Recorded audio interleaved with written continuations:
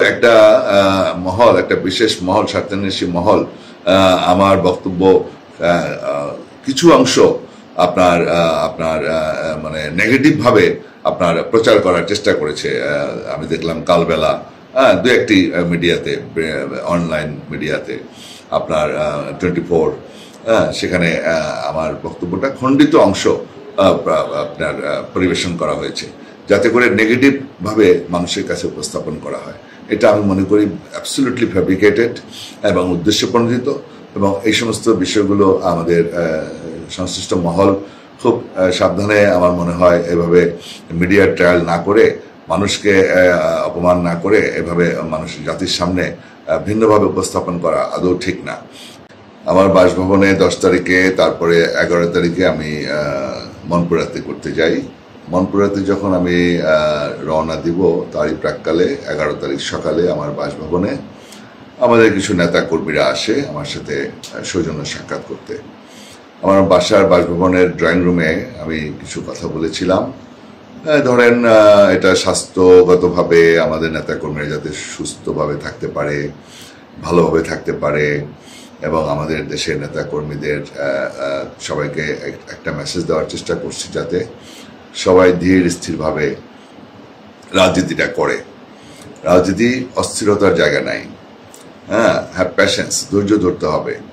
এবং বলছি যে স্বাস্থ্যের দিকেও নজর রাখার জন্য বলছি। স্বাস্থ্য যেন ভালো থাকে, বেশি বেশি খাবেন না, কম কম খাবেন, তাহলে স্বাস্থ্য ভালো থাকবে। এবং এই কথাও বলেছি যে, যেমন রেফারেন্স দিছি, দেখেন রাজনীতিটা একটা ম্যারাথন রেস। এটা অনেক দূর যেতে হয়, ধীরে ধীরে যেতে হয়। আপনি যদি জোরে দৌড় দেন, ম্যারাথন রেসে জোরে দৌড় দিলে পরে আপনি ম্যারাথন রেসের লক্ষ্যে পৌঁছতে পারবেন না। আপনি মাঝপথে আপনি হোঁচট খেয়ে পড়ে যাবেন, চিত হয়ে পড়ে যাবেন।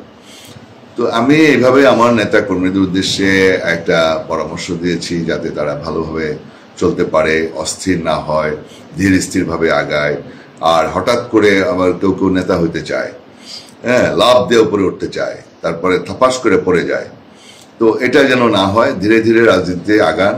আমার অনেক নেতারা আমার কাছে অনেক বড় বড় পোস্ট চায়, যে ভাই আমি অনেক কষ্ট করছি, আমার বড় পোস্ট দেন, লাভ দিয়ে উঠতে চায়।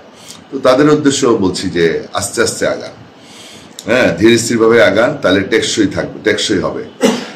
রাজনীতিটা সুন্দরভাবে আগাইতে পারবেন, আস্তে আস্তে পথ পাবেন, সেই পথটা ধরে রাখতে পারবেন। তাছাড়া দেশের সার্বিক অবস্থা, এলাকার নেতা কর্মীরা, সাধারণ মানুষ যাতে ঠিকভাবে থাকতে পারে, তাদের নিরাপত্তা নিশ্চিত করতে বলছি। সবাই যেন নিরাপত্তার সাথে থাকে। আমাদের দেশের মানুষ অত্যন্ত সহজ সরল, তাদের যেন কোনোভাবেই তাদের উপরে জুলুম, অত্যাচার, নির্যাতন করা না হয়।